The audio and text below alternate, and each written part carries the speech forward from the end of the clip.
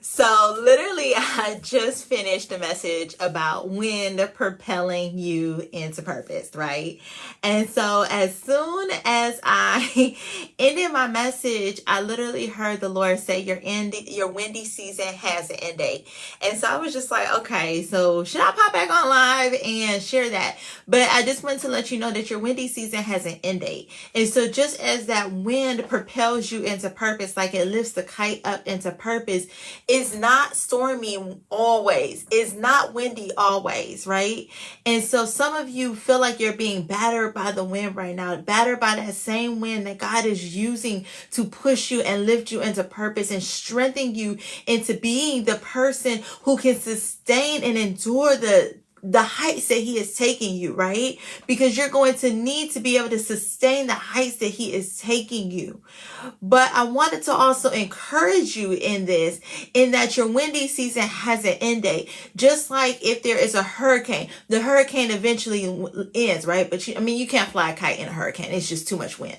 But, if it's just a normal storm, right? All wind has an end date. Let me be clear. Let me say that, right? All wind has an end date. All storms have an end date. Even Noah with the ark, he went through, what was it like? I forget how many weeks of storm he endured, right? Of flooding of the whole earth, lots of wind battering his ark. But eventually the wind died down. Eventually the floodwaters receded. Eventually he was on dry land. And when he got on dry land, the Lord made a covenant with Noah to never flood the earth again, right? And there was a rainbow to seal that covenant promise that the Lord made to never flood the earth again. So even in the worst of the storms, there is still an end date to the storm. So what I wanted to do was to encourage you that if you are in your windy season, to stay close to God, stay connected with God, keep praying and keep fasting, keep walking in the will of the Lord according to what he has told you to do, and keep on having the belief that according to Romans 8:28, that God uses all, that God will take all things and turn them together for the, God uses all things for the good of those who love him and are called according to his purpose, right? So stand on that 8:28 and continue to seek the Lord, to ask him how he is using that pain, that trial, that setback to elevate you and push you into purpose. And so I just wanted to be able to encourage you in your windy season to stand firm in the Lord's promises, to know that he is faithful. He is faithful and he can sustain you and he will provide for all your needs. And in the end of that windy season, everything will make sense for why you had to go through what you went through. But the Lord wastes nothing. He knows all your tears. He counts your tears. He knows your cries. He knows everything that you are going through.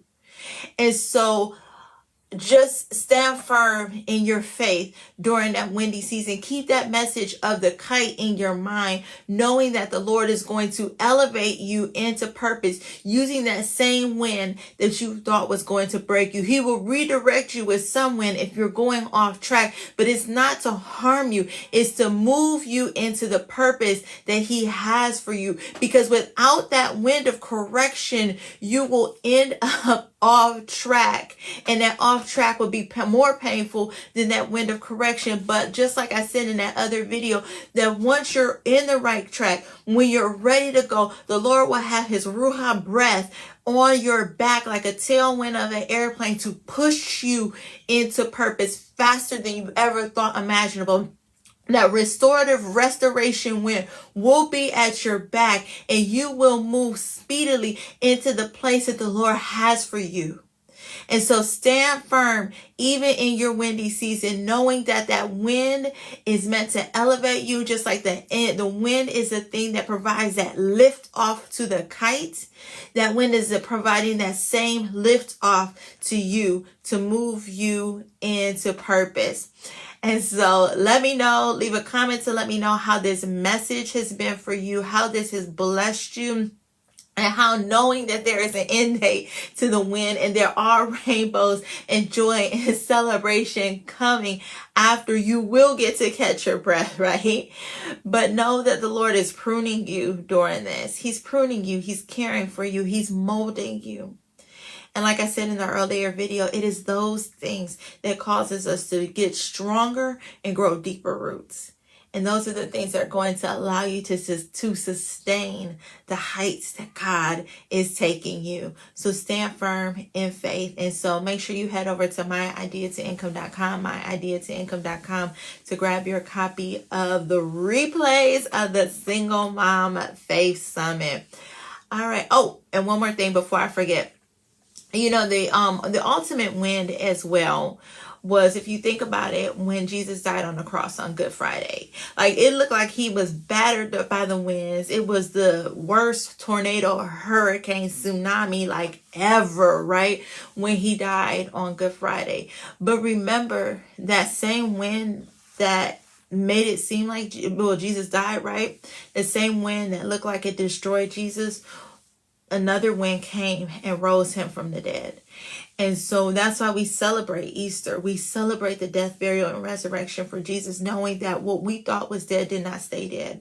And so if you feel like your dreams, hopes, and purposes are dead because of the wind that you have endured and you have sustained, know that we serve a God who is capable of resurrecting dead things.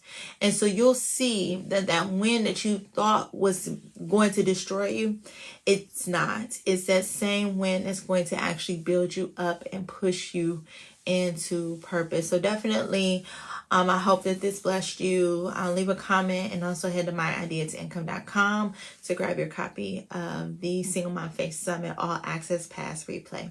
Have a nice one. Bye.